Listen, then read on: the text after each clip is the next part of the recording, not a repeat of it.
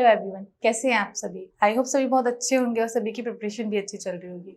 तो आज हम वीडियो लेके आए हैं जवाहरलाल नेहरू यूनिवर्सिटी जेएनयू के लिए कि जो भी स्टूडेंट टारगेट कर रहे हैं सीयूईटी के थ्रू जेएनयू में जाने के लिए, तो क्या प्रोसेस रहने वाला है, कौन से कोर्सेज प्रोवाइड करा रही है जेएनयू, क्या फीस स्ट्रक्चर रहने वाला है, क्या बेनिफिट है जेएनयू से पढ़ने के, वो सारे आज इस वीडियो में क्लियर हो जाएंगे।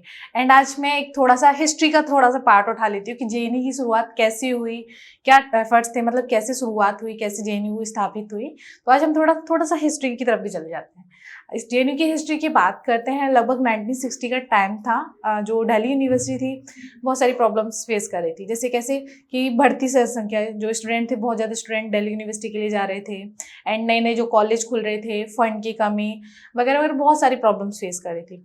That time UGC university grant commission आयोग ने और जो वीसी थे सीडी देशमुख, उन्होंने एक डिसीजन लिया कि जो साउथ दिल्ली है उसमें एक नया कैंपस खोल देते हैं, जिससे कि जो दिल्ली यूनिवर्सिटी में हो रही प्रॉब्लम्स में थोड़ी सी कमी आ जाएगी, जिससे बहुत ज़्यादा स्टूडेंट्स जो आ रहे हैं थोड़ा सा डाइवर्ट हो जाएंगे उसमें, तो थोड़ी प्रॉब्लम कम हो जाएंगी। इसलिए उन्होंने एक प्लान बनाया।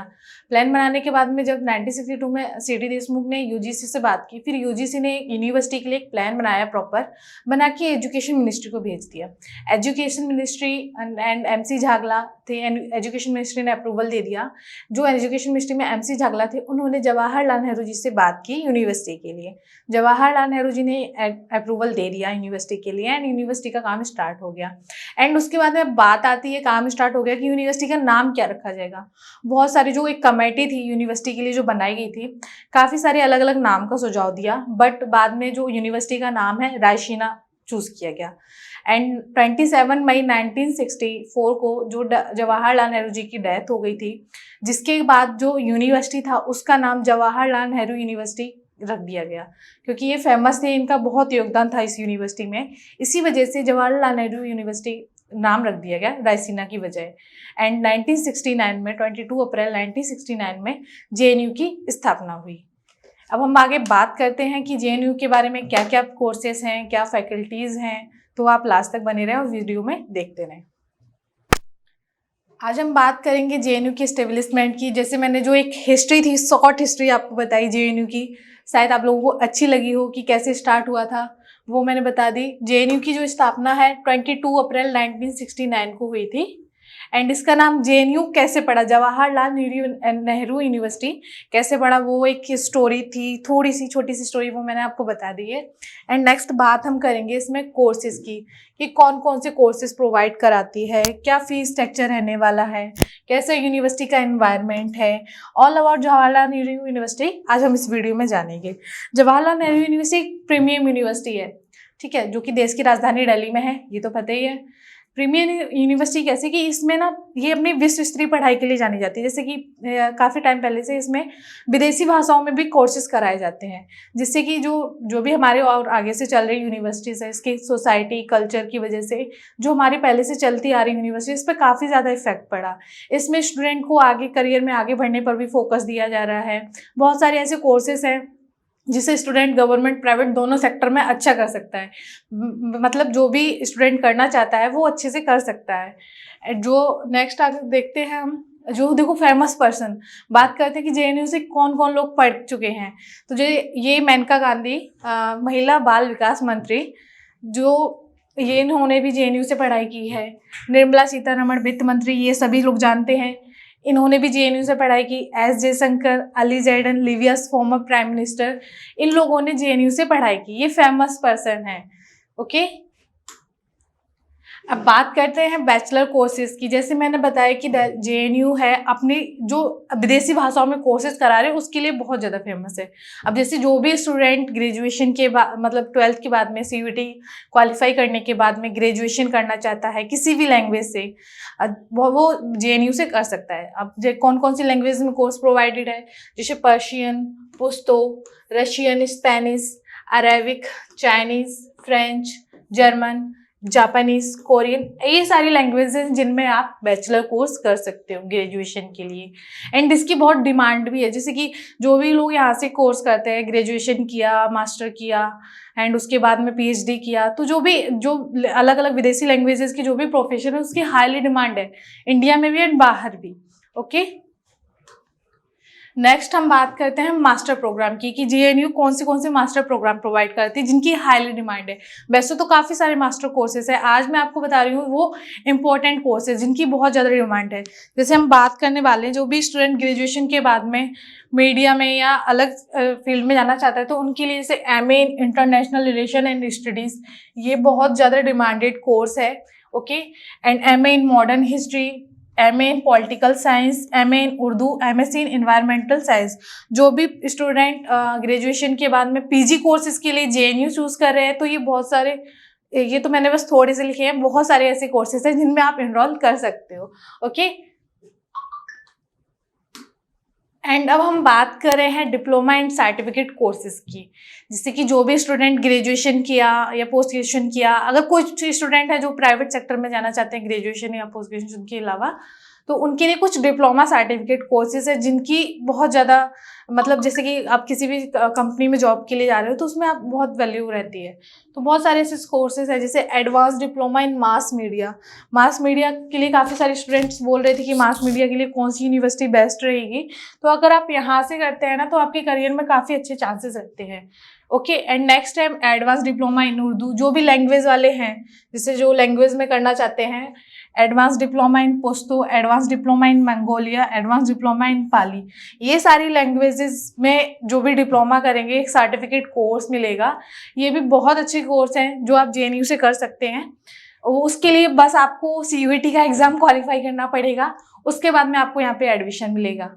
ओके, नेक्स्ट हम बात करते हैं एलिजिबिलिटी क्राइटेरिया की कि जेएनयू में जाने के लिए क्या एलिजिबिलिटी रहने वाली है, क्या क्राइटेरिया रहने वाला है, स्टूडेंट को कितना स्कोर करना पड़ेगा, क्या एक क्वालिफिकेशन होनी चाहिए, वो हम देखते हैं। क्वालिफिकेशन क्या है? Applying candidates must qualify class 12th intermediate from any recognised board. जो भी स्टूडेंट है अप्लाई कर रहा है जेएनयू में जाने के लिए तो उसका जो 12th क्लास है ना वो पास होना चाहिए, या अपीयरिंग है तो बस 12th क्लास पास होना चाहिए, 12th में हो वो स्टूडेंट अप्लाई कर सकता है फॉर्म के लिए। एज लिमिट की अगर हम बात करते हैं, there will be no age limit criteria. यहाँ पर एज का कोई क्राइटेरिया नहीं है, ना ही कम एज है ना ज़्यादा एज का कोई क्राइटेरिया नहीं। बस स्टूडेंट का क्या है कि अगर वो यूजी कोर्सेज के लिए जा रहा है तो उसको 12th पास होना चाहिए, एंड अगर पीजी के लिए जा रहा है तो उसको ग्रेजुएशन होना चाहिए, ये है इसमें। और ना ही अटेम्प्ट का कि कितने अटेम्प्ट दे सकते हैं। अगर मान लो आपने 23 में एग्जाम दिया नहीं हो पाए तो आप 24 में दे सकते हो या नहीं, या 25 में दे सकते हो, वो कोई लिमिट नहीं है, आप कितने भी अटेम्प्ट दे सकते हैं। एंड परसेंटेज की बात करते हैं, the qualifying marks various courses offered by university which can be checked on the website. जो भी स्कोरिंग का रहेगा, परसेंटाइज का रहेगा कि आप कितना स्कोर कर रहे हो सीयूईटी में, उसके अकॉर्डिंग डिपेंड करता है कोर्स पे। जैसे लास्ट ईयर जो भी कट ऑफ रही होगी कोर्स वाइज की, मान लो कोई मास मीडिया के लिए जा रहा हो उसने 600 स्कोर किया तो वो उसमें एलिजिबल हो गया, है ना। कोई मास्टर मतलब बैचलर करना जा रहा है किसी लैंग्वेज में, जो भी कट ऑफ रहे उस अकॉर्डिंग ही देखा जाएगा। वो भी कोर्सेज वाइज कि किस कोर्स के लिए कितना कट ऑफ रखा गया है उस पर डिपेंड करता है परसेंटाइज का। बट हमें तो पूरा अपना लेके चलना है कि हमें तो अपना 100% देना है। जो भी स्टूडेंट तैयारी कर रहा है उसको तो अपना 100% देना है, तो उसके लिए थोड़ी सी आपको मेहनत करनी पड़ेगी, एंड वो भी आप कर सकते हो। नेक्स्ट हम बात करते हैं कि क्या फीस रहती है, कितना फीस, कि ज़्यादा हाई फीस तो नहीं है, एफर्ट्स कर सकते हैं या नहीं कर सकते हैं। तो अगर हम फीस की बात करते हैं तो बहुत ही अदर यूनिवर्सिटी को देखते हैं तो बहुत ही कम फीस यहाँ पे लग रही है। अगर हम नॉर्मल जो फीस की बात करते हैं तो एडमिशन फीस देख रहे हो यहाँ पे 5 रुपये, हॉस्टल सिक्योरिटी फीस ये नो रिफंडेबल है, मतलब सॉरी ये रिफंडेबल है, हॉस्टल सिक्योरिटी फीस ये 50 रुपीज़ है, एंड जो मेस सिक्योरिटी फीस है ये 750 है, ये रिफंडेबल है। एंड मेस एडवांस एडजस्टेबल की है वो भी 750 है, और न्यूज़पेपर एनुअल उसकी 15 रुपीज़ है, और क्रॉकरी यूटेंसिल ETC इसकी 50 है। ओके, ये नॉर्मल जो हॉस्टल फीस वगैरह में रहते हैं ना, हॉस्टल के चार्जेस वगैरह, तो वही बहुत ही हर कोई एफर्ट कर सकता है, इतना नॉर्मल प्राइस रखा है इन लोगों ने। एंड अगर हम रूम रेंट की बात करते हैं, अगर कोई सिंगल सीटेड रूम में जा रहा है तो उसका 240 है, एंड अगर डबल सीटर में है तो 120। इतना कम तो आप कहीं भी नहीं मिलेगा, इतने कम आपको यहाँ पे मिल रहा है हॉस्टल का, ठीक है, ये मैंने आपको हॉस्टल का भी दे दिया कि काफ़ी सारे स्टूडेंट के क्वेरीज थी कि कितनी फीस लगेगी, मतलब कम तो लग रही है तो कितना कम लगेगी, कितना फीस पे करना पड़ेगा उसके लिए, जो अगर हम उसी में कैंपस में रहते हैं, हॉस्टल में रहते हैं तो। और साथ साथ यहाँ पे आपको लाइब्रेरी, वाईफाई और जो भी चीज़ें हैं वो आपको फ्री मिलती हैं जब आप यहाँ पर रह के स्टडी करते हो। ओके, एंड यही था JNU के बारे में, जवाहरलाल नेहरू यूनिवर्सिटी के बारे में, जो मैंने आपको बता दिया। एंड अपनी प्रिपरेशन अच्छे से करो, कोशिश जब पक्की होती है तो सफलता की उम्र लंबी होती है। अगर आप अच्छे से प्रैक्टिस करोगे, अच्छे से मेहनत करोगे, है ना, अपना खुद का 100% दोगे ना, तो आप अच्छे से स्कोर करके एडमिशन ले सकते हो। डिपेंड करता है आपके ऊपर। ओके, हम आपकी हेल्प के लिए है, आप हमें कांटेक्ट कर सकते हैं, कोर्स में आप एनरोल कर सकते हैं। कोर्स में कुछ चीज़ें समझ नहीं आ रही है तो आप हमें पूछ भी सकते हैं, कांटेक्ट कर सकते हैं। इसके लिए हमने आपको डिस्क्रिप्शन बॉक्स में दे रखा है लिंक, आप वहाँ से नंबर दे रखा है, आप कांटेक्ट कर सकते हो डायरेक्टली। और कोर्स में आप एनरोल भी कर सकते हो। मॉड्यूलेशन इंस्टीट्यूट 2.0 एप्लीकेशन डाउनलोड करके CUET कोर्सेज में जाके वहाँ से आप एनरोल कर लोगे, जहाँ से आपको पूरी CUET की प्रिपरेशन करा रहे हैं हम लोग। ओके, एंड अगर कोई भी इशू है तो आप हमें डायरेक्टली कांटेक्ट कर सकते हैं। बस आप अच्छे से मेहनत करो। मिलते हैं नेक्स्ट वीडियो में, तब तक के लिए ऑल द बेस्ट।